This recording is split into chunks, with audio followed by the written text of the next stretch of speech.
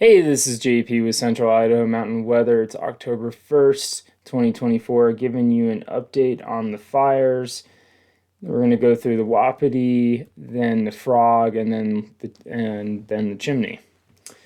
So this is some heavy equipment that they've been repairing. I believe this is might be the roadway leading into Grand Jean or somewhere near there.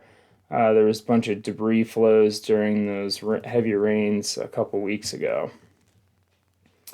And if you're still enjoying this broadcast, we ask you to do a one-time donation, or a sustaining membership would be even greater. Let's go through where we're at. So the Wapiti fires, 75% contained at 125,000 acres. Uh, and let's see the maps. So we've had some growth in a couple different areas, not anything real significant, but we'll just kind of walk you through it piece by piece. So from the 28th to the 30th, I'll just kind of click this a couple times. You see there's some interior growth. They had crews on Saturday working some fire near Copper Mountain. They had helicopters working that area, and there was also some fire activity. I forget the name of the signage along the roadside here. It might have been over in this region where they had some helicopter drops as well for that cold front that came through on Sunday with increased winds. There's still some fire activity near Iron Creek and in the interior. So they just made people to be aware that they are still in the ready for Iron Creek. Low likelihood, but still it's potential out there. The most active area, I think, is like kind of to the south of Grand Jean. So this is moving south away from Grand Jean. It's already been burned in the valley floor here, so that's a good sign. Just moving towards the wilderness area.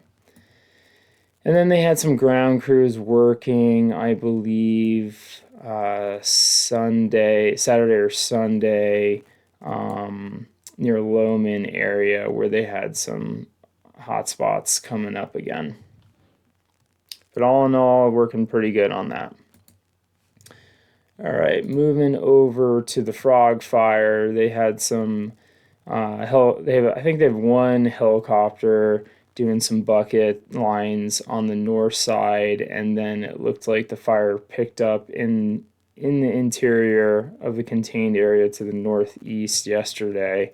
Let's take a look at that on uh, Google Earth.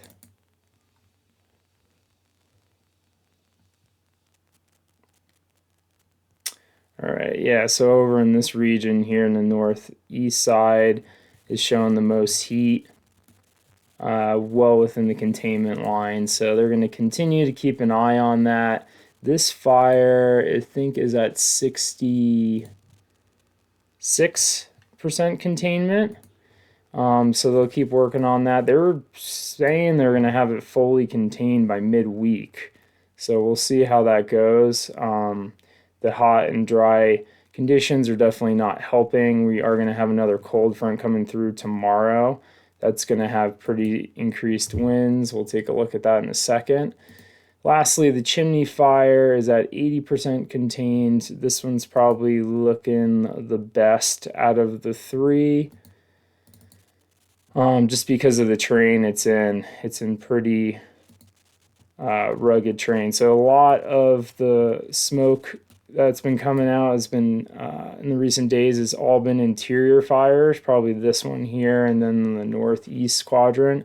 But there's this huge area, this ridge here, there's tons of rock on it, so not much growth going up there, just mostly interior burning. And I think it's been handed over to the local Fairfield district to keep an eye on it. So usually when that happens, yeah, pretty good feel on it not becoming any bigger.